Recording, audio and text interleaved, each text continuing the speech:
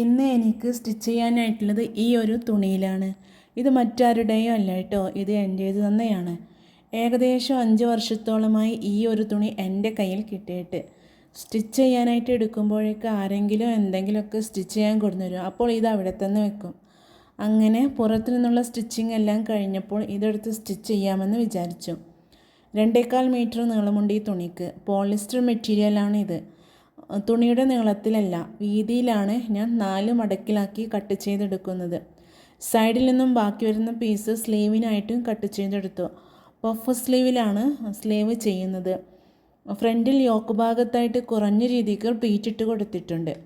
അടിഭാഗം കറക്റ്റ് ചെയ്ത് കട്ട് ചെയ്ത് മടക്കി അടിച്ചെടുത്തു. ഫൈനൽ ലുക്ക് വരുന്നത് ഈ ഒരു ലുക്കിലാണ്. നെക്ക് പോർഷനിൽ സ്കാലപ്പ് നെക്കാണ് ചെയ്തിട്ടുള്ളത്. വലതുവശത്തായിട്ടൊരു പോക്കറ്റും ആഡ് ചെയ്തിട്ടുണ്ട്. അപ്പോൾ ഇത്രയേ ഉള്ളൂ ഇന്നത്തെ വീഡിയോ. ഇഷ്ടപ്പെട്ടാൽ ഒന്ന് സബ്സ്ക്രൈബ് ചെയ്യണേ.